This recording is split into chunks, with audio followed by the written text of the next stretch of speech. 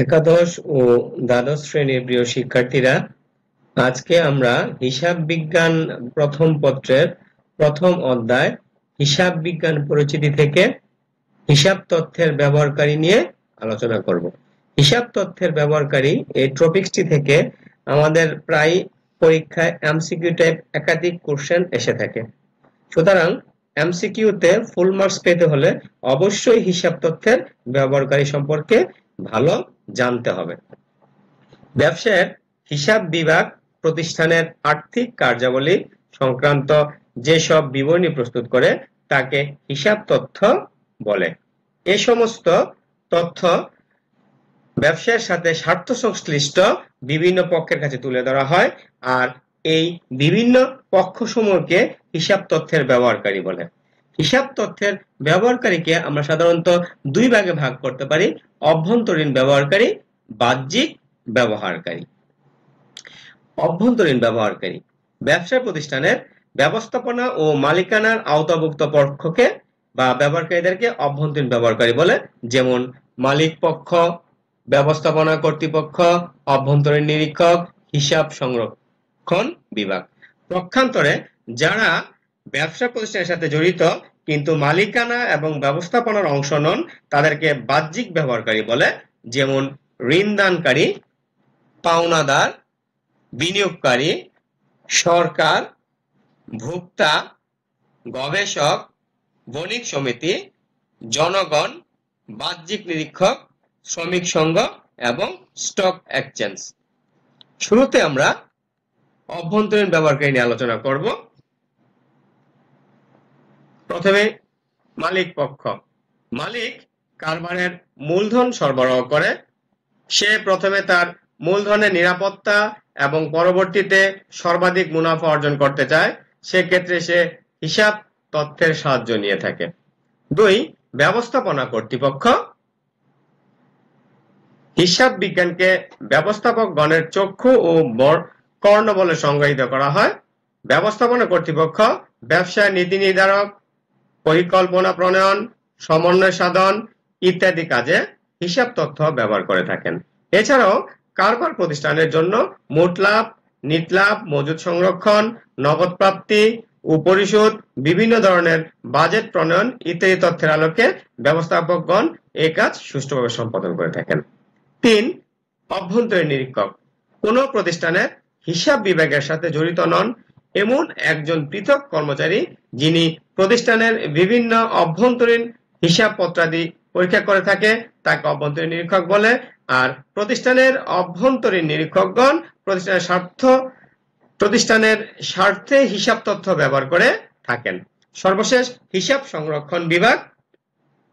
হিসাব সংরক্ষণ বিভাগ হিসাব তথ্য ব্যবহারের একটি গুরুত্বপূর্ণ বিভাগ হিসেবে প্রতিষ্ঠানের সার্বিক হিসাব সংরক্ষণ সংক্রান্ত দায়িত্ব পালনে সর্বদা হিসাব সংক্রান্ত তথ্য ব্যবহার করে থাকে। বাহ্যিক ব্যবহারকারী। শুরুতে ঋণদানকারী।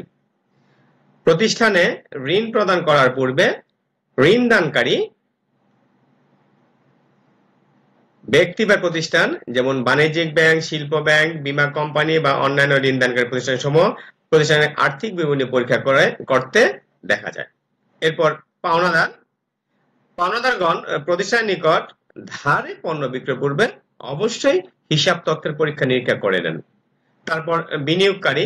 বিনিয়োগকারী কোন প্রতিষ্ঠানে অর্থ বিনিয়োগের পূর্বে সে প্রতিষ্ঠানের হিসাব তথ্য পরীক্ষা নিরীক্ষা করে যাতে তার বিনিয়োগকৃত অর্থ নিরাপদে থাকে এবং মুনাফা অর্জনের হার সর্বাধিক হয়।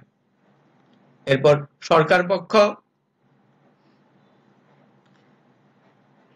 প্রতিষ্ঠানের উপর কর আরোপের জন্য সরকার হিসাব তথ্য ব্যবহার করে থাকে। এরপর ভোক্তা। কারবার প্রতিষ্ঠানের মুখ্য উদ্দেশ্য মুনাফা অর্জন করা। মুনাফা অর্জন করা হয় ভোক্তাদের কাছ থেকে, তাই ভোক্তাদের স্বার্থ সংরক্ষণ হচ্ছে কিনা তা জানার জন্য ভোক্তারা হিসাব তথ্য ব্যবহার করে থাকেন। এরপর গবেষক। গবেষকদের নিকট হিসাব তথ্য প্রয়োজনীয়। যে কোনো প্রতিষ্ঠানের আর্থিক বিবরণী ওই প্রতিষ্ঠানের আর্থিক কার্যকলাপের প্রতিচ্ছবি, তাই গবেষককে গবেষণার জন্য হিসাব তথ্য ব্যবহার করতে হয়।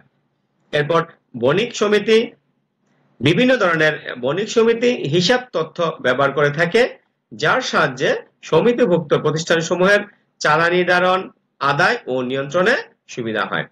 এরপর হচ্ছে জনগণ। সমাজের সাধারণ জনগণ প্রতিষ্ঠানের আর্থিক অবস্থা জানার জন্য হিসাব তথ্য ব্যবহার করে থাকেন, কারণ প্রতিষ্ঠানের উন্নতি হলে কর্মসংস্থান সৃষ্টি হয় এবং জীবনযাত্রার মান বৃদ্ধি পায়।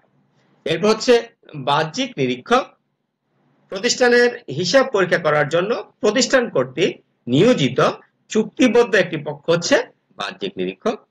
এই সকল পক্ষসমূহ প্রতিষ্ঠানের কর্তৃক প্রস্তুতকৃত হিসাব সংক্রান্ত বিভিন্ন বিবরণী পরীক্ষা নিরীক্ষা ও যাচাই করে এবং কোনো ভুল ত্রুটি, জালিয়াতি ও প্রতারণার উদ্ঘাটিত হলে তা প্রতিরোধমূলক বিভিন্ন ব্যবস্থা গ্রহণ করে। আর এর জন্য কর্তৃপক্ষকে অবশ্যই পরামর্শ প্রদান করে থাকেন, আর পরামর্শের সাথে সাথে প্রতিষ্ঠান যাবতীয় তথ্য সরবরাহ করে থাকেন। এরপর হচ্ছে শ্রমিক সংঘ। প্রতিষ্ঠানের উন্নতি ও অবনতির সাথে সাথে শ্রমিকদের উন্নতি ও অবনতি অনেকটা নির্ভর করে। শ্রমিক সংঘ তাদের বেতন, বোনাস ইত্যাদি আদায়ের ক্ষেত্রে হিসাব তথ্য ব্যবহার করতে পারে। সর্বশেষ হচ্ছে আমাদের স্টক এক্সচেঞ্জ। মূলধন বা পুঁজি বাজারে কোনো প্রতিষ্ঠানের আর্থিক অবস্থা জানার জন্য হিসাব তথ্য ব্যবহার করা হয়ে থাকে। সঠিক আর্থিক তথ্য ব্যবহার করে প্রতিষ্ঠান সম্পর্কে ভালো ধারণা পাওয়া যায়, যা পুঁজিবাজারে স্থিতিশীলতা বজায় রাখতে সাহায্য করে। তো শিক্ষার্থীরা, এ হচ্ছে আমাদের হিসাব তথ্য ব্যবহারকারীর দুটা পক্ষ। আশা করি তোমরা ক্লাসটি মনোযোগ সহকারে দেখবে এবং এমসিকিউতে তোমরা ভালো করবে। ধন্যবাদ সবাইকে, সবাই ভালো থাকবে।